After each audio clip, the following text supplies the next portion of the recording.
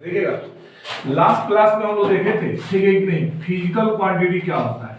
आगे आप बात समझिए। देखिए लास्ट क्लास में हम लोगों ने देखा था फिजिकल क्वांटिटी क्या होता है, ठीक है। इसमें हम आपको बताए थे कि जितने भी नेचर में, हमारे प्रकृति में जितना भी ऐसा क्वांटिटी जिसको हम मेजर कर सकते हैं, जिसको मापा जा सकता है, जिसको तौला जा सकता है, ये सब क्या कहलाता है, फिजिकल क्वांटिटीज कहलाता है, ठीक है कि नहीं। जैसे आपको बताए थे कि मास हो गया, ठीक है कि नहीं, जैसे लेंथ हो गया, जैसे क्या हो गया, टाइम हो गया, जैसे वर्क हो गया। ये इस तरह का बहुत सारा फिजिकल क्वांटिटी होता है जिसको आप समझ लीजिए ना, जिसका माप और तौल किया जा सकता है, ये सब क्या कहलाता है, फिजिकल क्वांटिटी कहलाता है।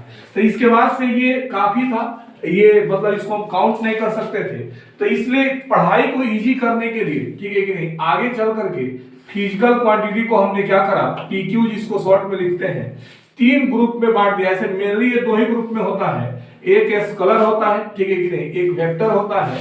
मेनली 2 ही ग्रुप में होता है, एक स्केलर एक वेक्टर। चलो तीसरा हमने यहाँ पे क्या डाल दिया, टेंसर डाल दिया। देखिए तो हम बताए थे क्या कि स्केलर वैसे क्वांटिटी कहते हैं जिसको रिप्रेजेंट करने के लिए सिर्फ और सिर्फ मैग्नीट्यूड का आवश्यकता होता है।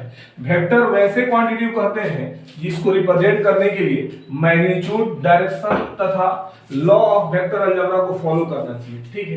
टेंसर वैसे क्वांटिटी कहते हैं जिसके पास सिर्फ और सिर्फ मैग्नीट्यूड और साथ साथ क्या होता है, डायरेक्शन होता है। तो ये चीज हम लोग लास्ट क्लास में देखे हुए थे, ठीक है कि नहीं। अब यहां से हमको शुरू करना है कि क्या होता है, तो आगे आपको हम बताएंगे कि रिप्रेजेंटेशन ऑफ वेक्टर, वेक्टर को हम कैसे रिप्रेजेंट करते हैं। देखिए खूब अच्छा तरीके से कि वेक्टर को रिप्रेजेंट कैसे किया जाता है, इसको हमको आज देखना है। रिप्रेजेंटेशन ऑफ वेक्टर के बारे में आज हम आपको बताएंगे, ठीक है। देखिए तो रिप्रेजेंटेशन ऑफ वेक्टर जो होता है, रिप्रेजेंटेशन, ठीक है कि नहीं, रिप्रेजेंटेशन ऑफ, आगे आवाज है कि नहीं, वेक्टर्स, सदिशों का निरूपण, इसका हिंदी होता है सदिशों का निरूपण। रिप्रेजेंटेशन ऑफ वेक्टर्स का हिंदी होता है सदिशों का निरूपण, ठीक है। देखिएगा तो ये सदिशों का निरूपण 2 तरह से किया जाता है, ठीक है। एक होता है मेरे पास, यहां पे आ जाता है ग्राफिकल मेथड। यहां पे कौन सा मेथड आएगा, ग्राफिकल मेथड आएगा, ठीक है। देखिएगा यहाँ पे ग्राफिकल मेथड आ गया, ठीक है। और यहाँ पे जो होता है इसको हम कहते हैं सिंबॉलिक मेथड, सिंबॉलिक मेथड कहते हैं। यानी कि ग्राफिकल मेथड और दूसरा कौन सा मेथड हो गया, सिंबॉलिक मेथड। इसी को हम कहते हैं इन राइटिंग मेथड। इसको कौन सा मेथड कहा जाता है, इन राइटिंग मेथड। देखिएगा तो खूब अच्छे समझिएगा कि हमने क्या बताया ऊपर कि रिप्रेजेंटेशन ऑफ वेक्टर, वेक्टर को कितने तरह से रिप्रेजेंट कर सकते हैं, 2 तरह से रिप्रेजेंट कर सकते हैं। एक ग्राफिकल मेथड होता है और दूसरा सिंबॉलिक मेथड होता है, कोई दिक्कत नहीं है। तो वेक्टर को रिप्रेजेंट करने के मेरे पास 2 तरीके हैं। एक मेरे पास क्या होता है, ग्राफिकल मेथड होता है, और दूसरा मेरे पास क्या होता है, सिंबॉलिक मेथड होता है, ठीक है कि नहीं। सिंबॉलिक मेथड को हम इन राइटिंग मेथड भी कर सकते हैं। तो आप देखिएगा हम यहाँ पे आते हैं, सबसे पहला मेथड ग्राफिकल मेथड।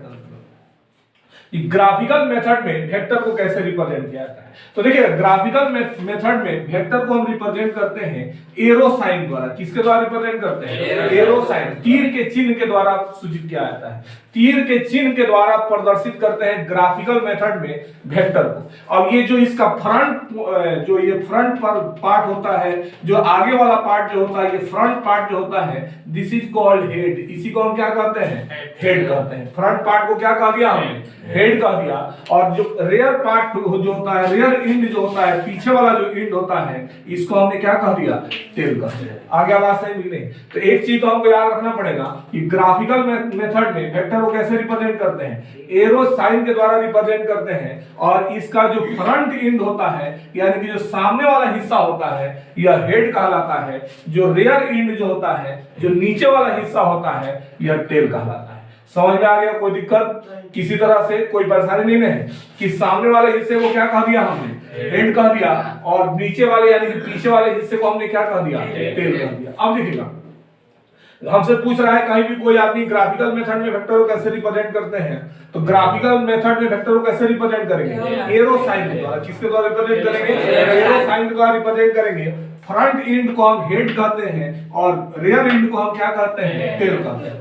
क्लियर हो गया, एकदम स्पष्ट हो गया, कोई दिक्कत नहीं। अब देखिएगा, अब रहा सवाल क्या कि ये एरो का जो लेंथ होता है, इस एरो का जो लेंथ होता है यहां से यहां तक का जो लेंथ होता है, ये हमको वेक्टर के मैग्नीट्यूड के बारे में रिप्रेजेंट करता है। किसको रिप्रेजेंट करेगा? मैग्नीट्यूड को रिप्रेजेंट करता है। आगे बात सीखनी, यानी कि the length of arrow represents magnitude of the vector. The length of arrow represents magnitude of the vector, यानी कि वेक्टर जो एरो का जो लंबाई है ये किसको रिप्रेजेंट करेगा? वेक्टर के मैग्नीट्यूड को रिप्रेजेंट करेगा। ध्यान समझिएगा, वेक्टर के किसको रिप्रेजेंट करेगा? मैग्नीट्यूड को रिप्रेजेंट करेगा। ये तीर का जो लंबाई इसको कहा जाता है। ठीक है, आप देखिएगा, तो ग्राफिकल मेथड में एरो साइन के द्वारा वेक्टर रिप्रेजेंट करते हैं। फ्रंट एंड को हेड कहते हैं, रियर एंड को क्या कहा जाता है? टेल कहा जाता है। अब देखिएगा, यदि हम सिंबॉलिक मेथड में आते हैं तो मान लीजिए कि यहाँ पे कोई लेटर लिख दिया गया ए, कोई लेटर क्या लिखा गया? ए लिखा गया। इसके ऊपर यदि हम एक एरो देते हैं ऐसे, तो हम इसको पढ़ते हैं read as vector A, read as vector A. इसको हम क्या पढ़ेंगे?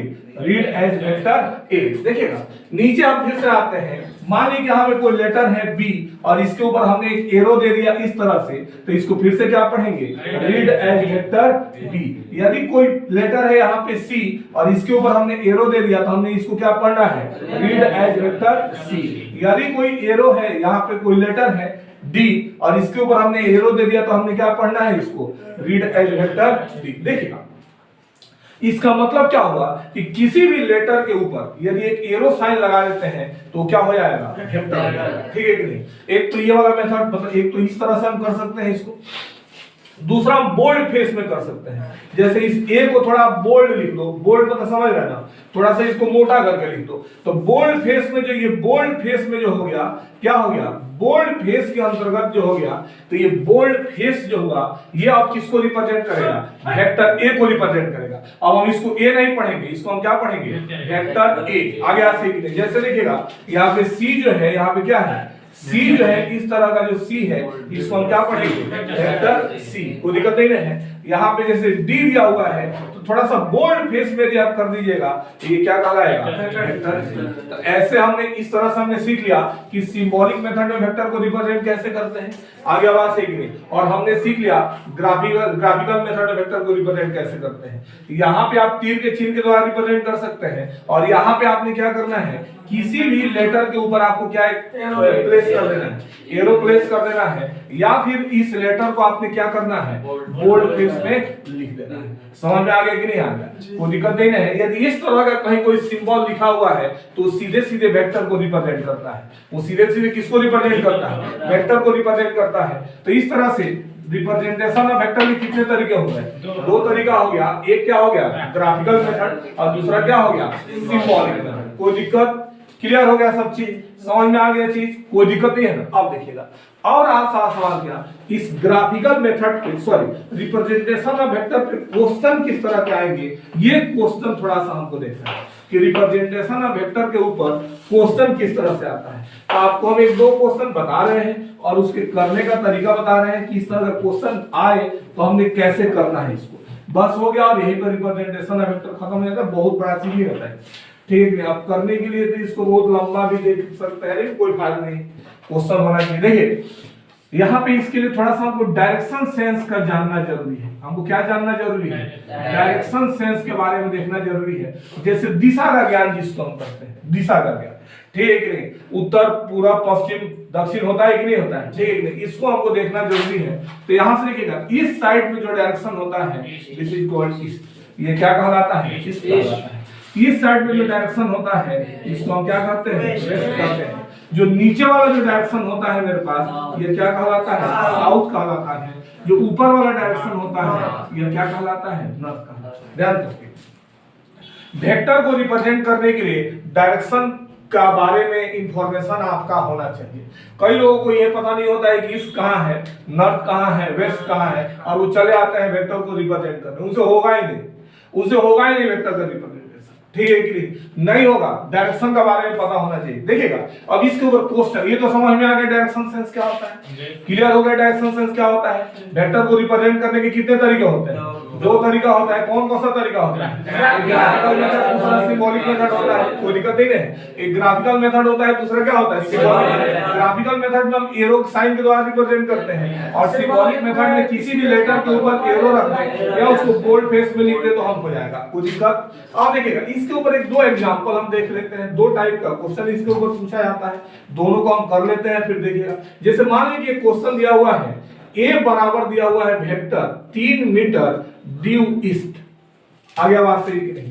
ए बराबर वेक्टर दिया हुआ है 3 मीटर ड्यू ईस्ट। अच्छा एक बात बताइए, देखिएगा हमको पता है कि वेक्टर वही होता है जिसके पास मैग्नीट्यूड हो। चलिए 3 मीटर क्या है मेरे पास? मैग्नीट्यूड, और साथ साथ ईस्ट क्या है? डायरेक्शन। तो ये तो वेक्टर क्वांटिटी है, ये तो स्पष्ट है, ये तो वेक्टर क्वांटिटी है क्योंकि इसके पास क्या है?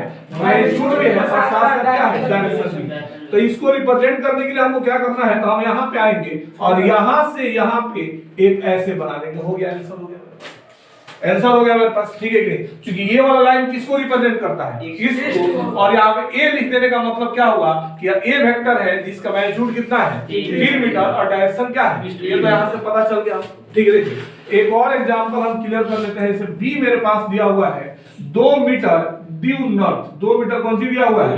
Due north. आगे आ से कि नहीं? तो यहाँ पे बी हो गया, यहाँ से यहाँ हो गया कितना? बी हो गया, और कितना मीटर के बराबर हुआ? 2 मीटर, और किस डायरेक्शन में होगा? North direction. समझ में आया है? कोई दिक्कत नहीं है। यहाँ पे C इक्वल टू हो गया 5 मीटर, ठीक है कि नहीं? Due south. 5 मीटर ड्यू कौन सी हुआ? साउथ। तब अब यहाँ से यहाँ पे लिख लेंगे, लिख ले कि नहीं? कोई दिक्कत नहीं है। और 5 मीटर हो गया कि नहीं हो गया? तो यहाँ पे आपने बस यहाँ पे C बना दिया, इसका मतलब पता चल गया हमको कि ये कितना मीटर के बराबर का होगा?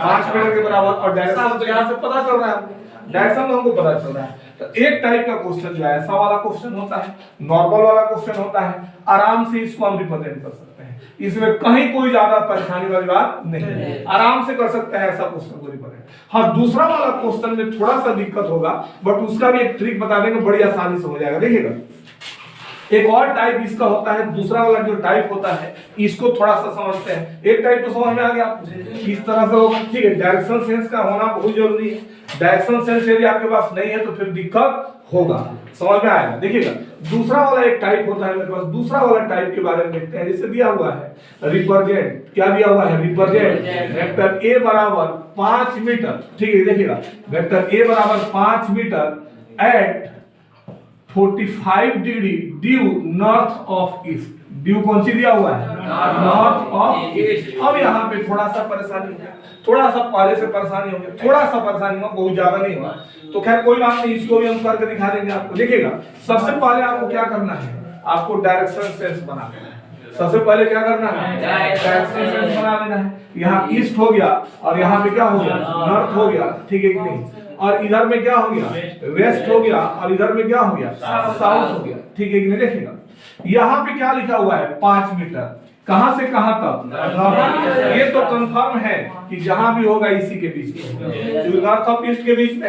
यदि नॉर्थ ऑफ वेस्ट के बीच में होता तो कहीं इधर होता, वेस्ट ऑफ साउथ, मतलब समझ रहा है? ये तो कंफर्म है, ये तो श्योर है, सर्टेन है, मतलब 110% श्योर है, ठीक है कि नहीं? कि होगा तो कहां पे होगा? यहाँ। चलो पहले हम इसको बना ही लेते हैं। चलो वेक्टर ए बना लिया। और रहा सा सवाल क्या? ए तो समझ में आ गया, वेक्टर ए होगा इसी के अंदर में होगा, ठीक है। लेकिन अब बात यहाँ पे ये है कि ये पूरा एंगल 90 का होता है, ये पूरा एंगल कितना का होता है? 90 का होता है। और यहाँ पे लिखा हुआ एंगल कितना पे? एंगल ऊपर से ही 45 हो सकता है और नीचे से ही 45 हो सकता है। ऊपर मतलब समझ रहे, यहाँ से आएंगे तो भी 45 हो जाएगा, और यहाँ से आएंगे तो भी 45 हो जाएगा। देखिए अब इसका तरीका आपको हम बता रहे हैं। नॉर्थ और ईस्ट में बाद में कौन सी लिखा हुआ है? ईस्ट लिखा हुआ है, तो जो बाद में लिखा रहता है ना उसके ऊपर चले जाते हैं, अब पहले वाले की तरफ मुड़ जाते हैं। आंसर हो गया 45। आगे से आंसर हो गया।